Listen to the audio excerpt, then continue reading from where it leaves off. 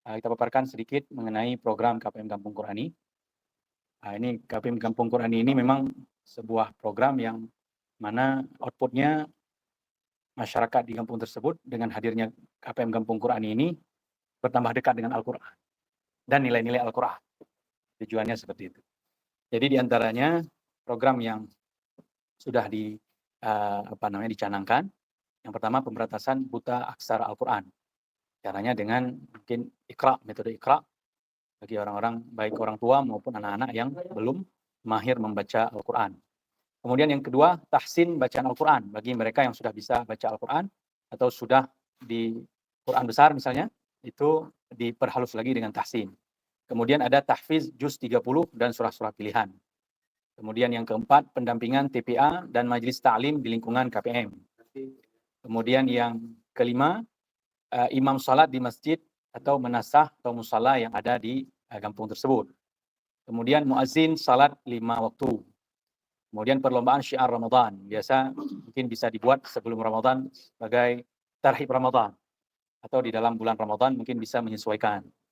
Kemudian yang ke-8, ceramah Ramadan dan khatib Jumat. Ini juga kita perlu juga melihat, menyaring beberapa anggota kita yang mampu untuk berceramah di bulan Ramadan.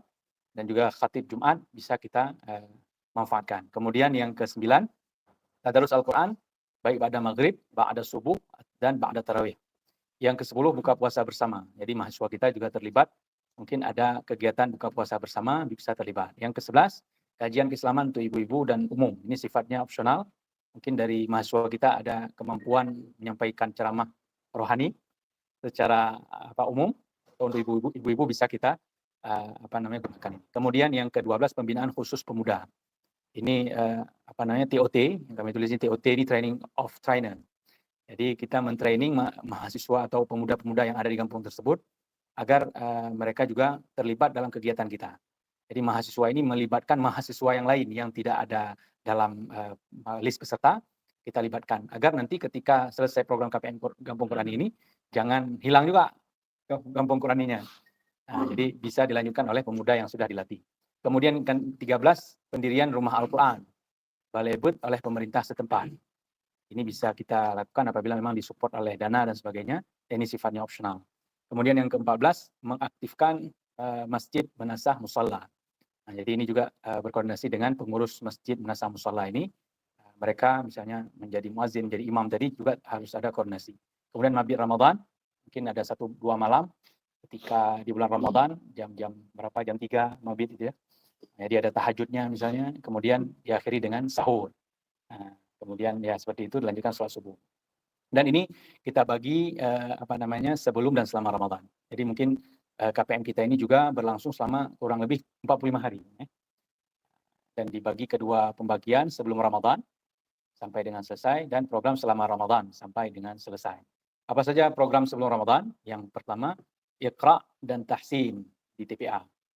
Kemudian tahsin umum, jadi kajian ibu-ibu itu bisa dilakukan sebelum Ramadan.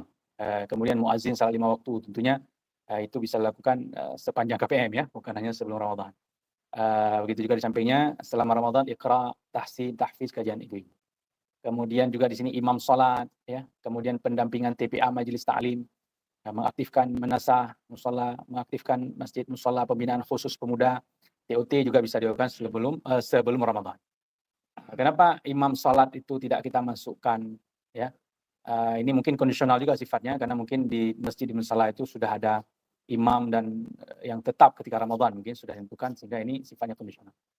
Pendampingan TPA, TOT dan sebagainya, perlombaan syiar Ramadan, buka puasa bersama. Kemudian juga ada program harian, mingguan dan bulanan. Apa saja yang harian? Pendampingan TPA itu sifatnya harian, Iqra, tahsin, tahfiz.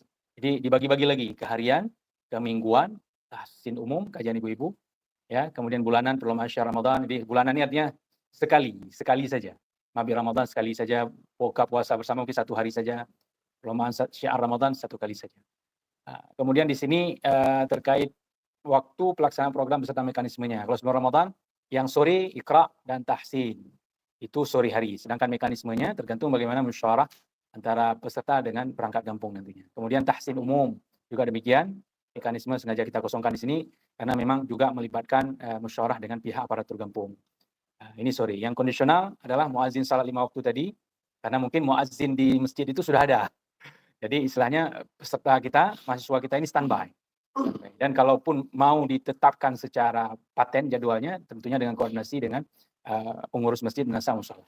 Pendampingan TPA juga kondisional sifatnya, itu juga harus ada koordinasi dengan pihak-pihak yang terkait. Mengaktifkan masjid menasah juga demikian. Pembinaan khusus pemuda juga perlu berkoordinasi dengan ketua pemuda di kampung tersebut. Sebenarnya selama Ramadan, Iqra dan tahsin, ini kiranya penting karena ini untuk menghidupkan nuansa Ramadan. Juga perlu ada nuansa-nuansa Al-Quran tentunya. Ya, tahfiz juz 30, surat pilihan, kajian ibu-ibu dan lain sebagainya.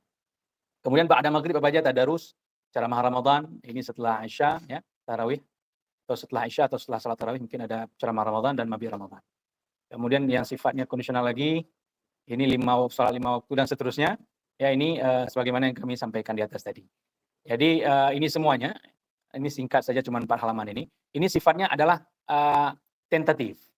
Atau istilahnya senjata kita, apa senjata istilahnya? Acuan yang kita buat ketika mahasiswa datang ke kampung-kampung nanti atau ke kampung yang sudah kita tetapkan itu, mereka ada acuannya, ada senjatanya. Istilahnya seorang petani datang ke sawah, ada cangkulnya dan sebagainya.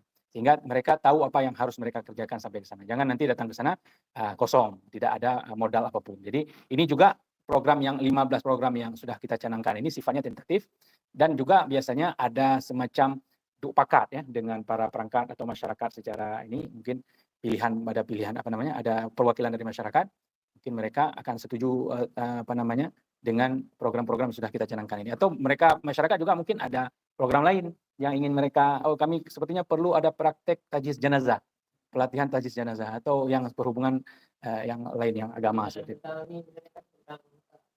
Minat akidah tentang mawaris atau apa yang sifatnya gitu ya. Nah, itu sifatnya nanti tentatif dan bisa terjadi tambahan dan pengurangan. Mungkin itu dari kami kiranya. Mohon maaf atas segala kekurangan. Assalamualaikum warahmatullahi wabarakatuh.